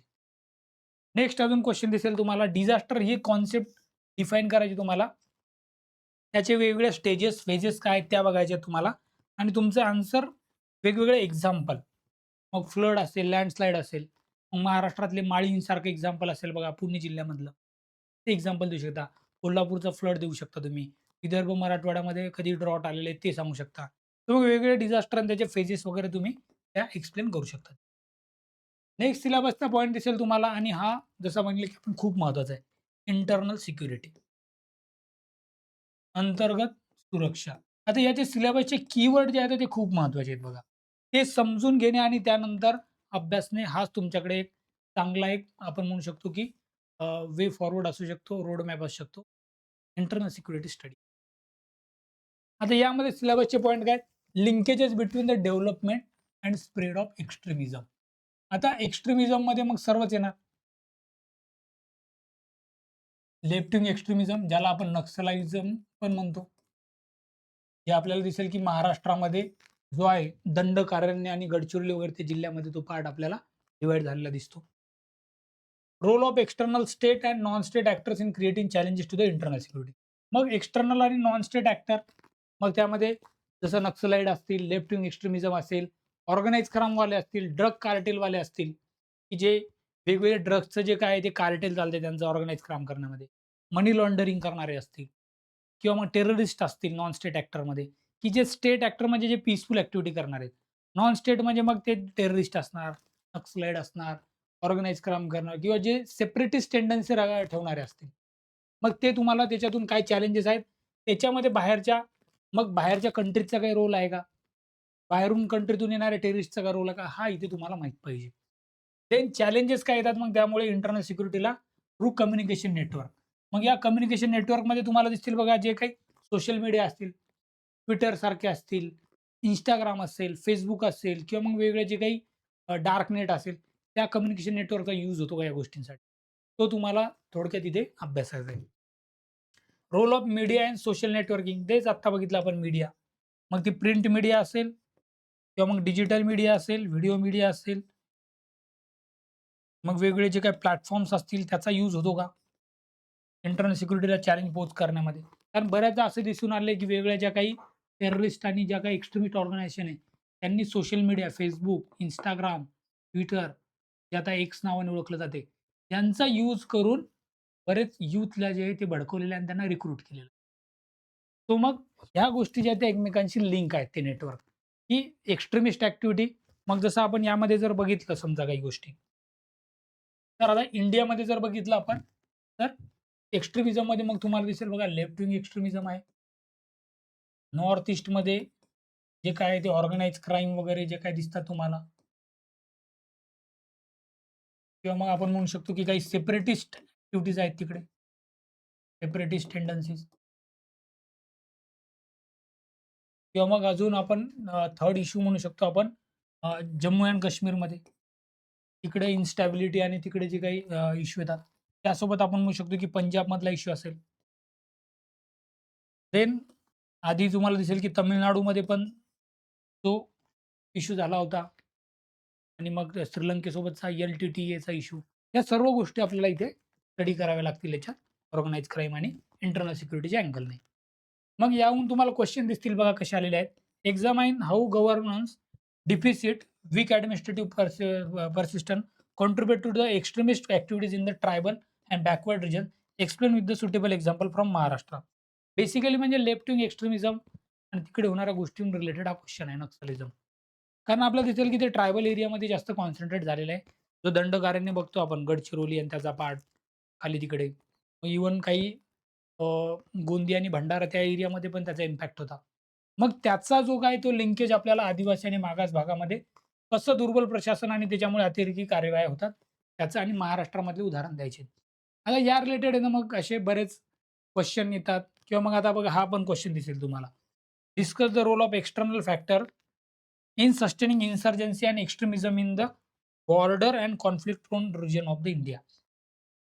यामध्ये स्पेसिफिक एक्झाम्पल जर बघितलं आपण ते जे बॉर्डर स्टेट आहेत, तिथे बऱ्याच ॲक्टिव्हिटीज दिसतात आपल्या नॉन स्टेट की मग बऱ्याचदा दिसतं की पाकिस्तानमधून, चायनामधून तिकडून आलेली वेपनरी यूज केलेली आहे त्यांनी किंवा तिकडून येणारे ड्रग्ज जे आहेत, की पंजाब बॉर्डरमधून जे काही ड्रग्ज वगैरे येतात तिकडे किंवा मग नॉर्थ ईस्टच्या तिकडून येणारे म्यानमार तिकडून येणारे काही जे आहेत सेपरेटिस्ट आणि मग त्यांचा जो काही ते इन्सर्जन्सीमध्ये भाग मग ते मणिपूरमधला कॉन्फ्लिक्ट असेल किंवा मग तिकडे मिझोराम वगैरे तिकडे होणाऱ्या बऱ्याच कारवाया किंवा आसाममध्ये जे काही वेगवेगळे इन्फिल्ट्रेटर येतात त्यांचा. तर मग या सर्व गोष्टी ज्या आहेत त्या तुम्हाला स्टडी करायच्या आहेत. कारण यामध्ये बघा role of external state, non state actor. मग इथून डायरेक्ट नॉन स्टेट ॲक्टरवर क्वेश्चन आलेला दिसेल तुम्हाला इथे डायरेक्ट. रोल ऑफ एक्सटर्नल फॅक्टरमध्ये आणि मग चॅलेंजेस कसं होतं इंटरनल सिक्युरिटी. या आणि बॉर्डर एरिया मग बॉर्डर रिलेटेड पण बघा सिलेबसचा पॉइंट आहे आपल्याला इथे. ते दिसेल तुम्हाला, की security challenges and their management in border areas. Cyber सिक्युरिटीचं basic, money laundering and its prevention. हे असे कीवर्ड तुम्हाला तिथे दिसून येतात. आणि मग क्वेश्चन पण त्या रिलेटेड दिसतील तुम्हाला. Internal security challenges today require coordination, prevention and people centric approach rather than मिअर use of forces. आणि मग त्याच्यात सिक्युरिटी फोर्सेसचा मॅन्डेट, की त्यांना काय ऑब्जेक्टिव्ह दिलेला आहे, की फक्त तुम्हाला फोर्स, की सी-आर-पी-एफ आहे, कोणती बॉर्डर सिक्युरिटी फोर्स आहे किंवा मग वेगवेगळ्या आर्मीच्या बटालियन्स आहेत. त्याने तो इश्यू सॉल्व्ह होणार नाही एक्स्ट्रीमिझमचा. पीपल सेंट्रिक, पीपलचे काय प्रॉब्लेम आहेत, त्यांना सोल्युशन देऊन आपल्याला सॉल्व्ह करता येईल. हे इथे असं स्पेसिफिकली विचारलेलं आहे आणि सिक्युरिटी फोर्सेसचा मॅन्डेट काय आहे, तो बघून आपल्याला हे करायचं आहे. म्हणजे आपल्याला बेसिकली त्यांनी वेगवेगळे जे सिलेबसचे पॉइंट आहेत, त्याचं कनेक्शन विचारलं आहे तिथे. Discuss the role of external factors sustaining the insurgency and extremism in border conflict area region. म्हणजे जे आता आपण बघितलं नाही, की बॉर्डर एरियाजमधले जे चॅलेंजेस आहेत आणि त्या रिलेटेड डायरेक्ट क्वेश्चन आला तर तो दिसेल तुम्हाला. बाकी मग सायबर सिक्युरिटीचा इश्यू तर आहेच, की जे आपण इतकं सोशल मीडिया, इंटरनेट यूज करतो. तर मग सायबर सिक्युरिटी बँकिंग ट्रान्झॅक्शन असतील किंवा मग जे फ्रॉड बऱ्याचदा होतात किंवा मग इव्हन चाइल्ड त्यांचे मग सेक्शुअल हॅरासमेंट आणि मग त्याचे व्हिडिओज हे करणे. गव्हर्नमेंट रिसेंटली तुम्ही बघितलं असेल तर ते Meta, Twitter, Instagram यांना डायरेक्ट शो कॉज नोटीस वगैरे पाठवलेले, की तुमच्या ह्याच्यात जर का तुम्ही बॅन करू शकत नसेल, तर आम्ही तुमच्यावर कारवाई करणार.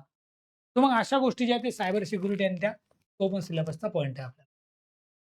आणि मग शेवटचा पॉइंट दिसेल तुम्हाला इथे दिसेल तुम्हाला linkages of organised crime with the terrorism. म्हणजे टेररिझम हा घटक पण तुम्हाला करायचा आहे. आणि last point various security forces. त्यांचे एजन्सी आणि त्यांचं मॅन्डेट काय? ओके.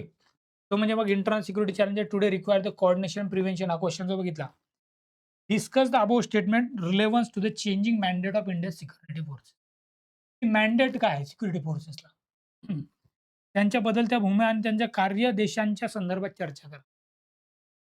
म्हणजे लास्ट सिलेबसच्या पॉइंटपर्यंत पण एम-पी-एस-सीने प्रश्न विचारले.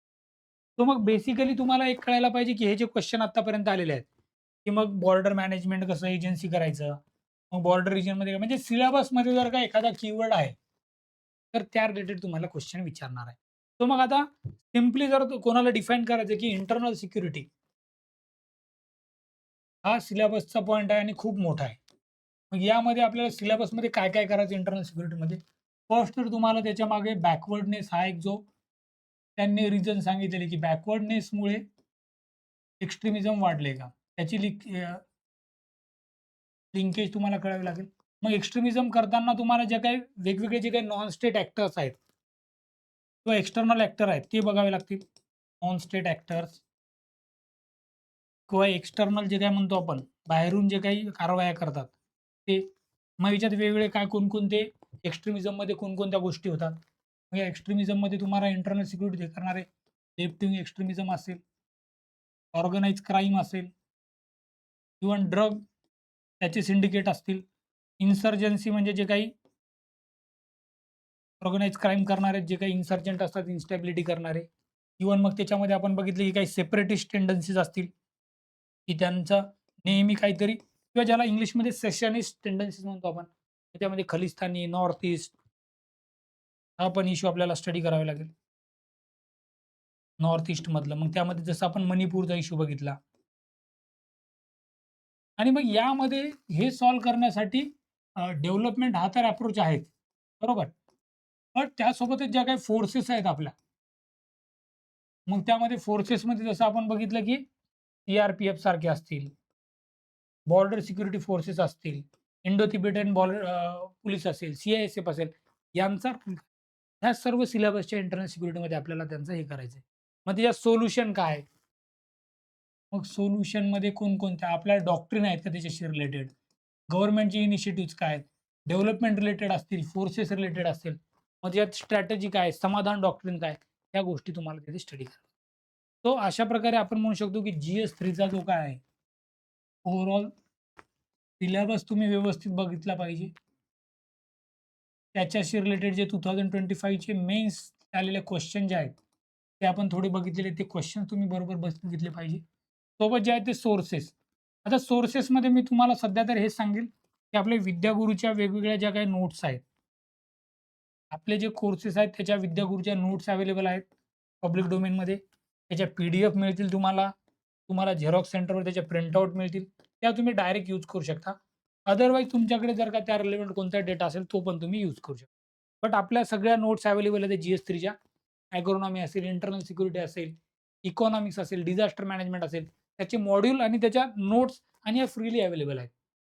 नोट्स जर तुम्हाला वाचायचे असतील तर. त्यासाठी तुम्ही टेलिग्राम चॅनलला जॉइन करा. तिथे तुम्हाला त्या PDF वगैरे सगळ्या मिळून जातील. आणि जसं आपण GS3चं बघितलं, GS1-2 चे व्हिडिओ जर बघायचे असतील, तर तुम्ही आपल्या या व्हिडिओला सबस्क्राईब आणि शेअर करा. GS1 चे व्हिडिओ आपल्याला सबस्क्राईब केल्यानंतर तुम्हाला विद्यागुरूच्या चॅनलवर मिळतील. जसं तुम्हाला दिसेल बघा आपलं विद्यागुरू अकॅडमीचं जे चॅनल आहे, त्याच्यात तुम्हाला लेटेस्टमध्ये बघा GS2चा व्हिडिओ दिसेल. इव्हन GS4चे पण झुलॉजी सिलेक्ट आहे UPSCमध्ये आपले स्टुडंट. तिची स्ट्रॅटेजी तिने सांगितली की GS4मध्ये आणि तिने दोन्ही अँगलने सांगितले की UPSCसाठी पण आणि MPSC. तर मग सबस्क्राईब YouTube चॅनलला करा. तिथे तुम्हाला GS2 आणि GS1चा पण व्हिडिओ तुम्हाला तिथे मिळून जाईल. तर मग असंच आपण भेटूयात नेक्स्ट सेशनमध्ये. GS4ला डिस्कस करूयात की त्याचा सिलेबस काय? 2025 मध्ये MPSCने कसे क्वेश्चन विचारल्यात? त्याचे काय प्रोबॅबल सोर्सेस असू शकतात? ते पण आपण बघूयात. तिथे थांबूयात. Thank you.